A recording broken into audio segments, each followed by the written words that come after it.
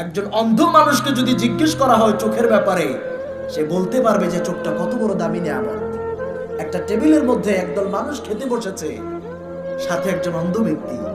রাত্রিবেলা কারেন্ট চলে যাওয়ার পর হঠাৎ করে বিদ্যুৎ চলে গেছে, বাকি মানুষগুলো চিৎকার চেঁচামেচি শুরু করে দিয়েছে।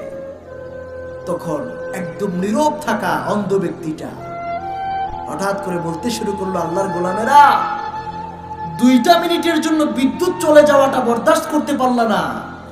জন্মের পর থেকে 40-45টা বছর হয়ে গেল, আমার জীবনে আল্লাহ তাআলা 1টা মিনিটের জন্য বিদ্যুৎ দিল না। চোখের আলোটা কি জিনিস আমি বুঝতাম না, চোখ কি জিনিস, দুনিয়ার কালারটা কেমন আমি জানি না, আর একটা মুহূর্তের জন্য কারেন্ট চলে গেল তোমরা বরদাস্ত করতে পারো না। সুবহানাল্লাহ পড়ে অন্ধ ব্যক্তিটি বলছে, আল্লাহর গোলামেরা শোনো, দুনিয়া তো একটা বারের জন্য দেখলাম না। এমনকি যেই মা, কলিজার টুকরা মা আমাকে জন্ম দিয়েছেন, যেই মায়ের বুকের রক্তগুলোকে সাদা রঙের দুধ বানায়া আল্লাহ আমাকে খাওয়াইয়াছেন, একটা বারের জন্য সেই জনম দরদি মায়ের চেহারাটা কেমন দেখলাম না।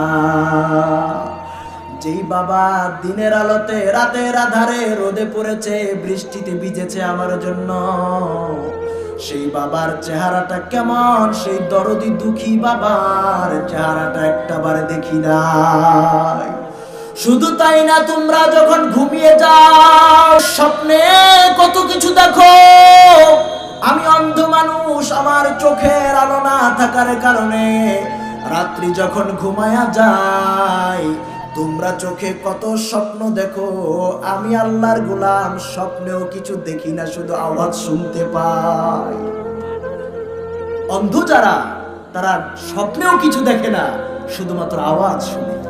শুধু চোখের নিয়ামতের শুকরিয়া আদায় করার জন্য গোলাম যদি নন স্টপ আজীবন সিজদায় পড়ে থাকে, আল্লাহর এই দেওয়া 2 মিলিমিটার ডাইমেনশনের ছোট্ট ছোট্ট 2টা চোখের শুকরিয়া আদায় করে শেষ করতে পারবে না। ঠিক কিনা বলেন?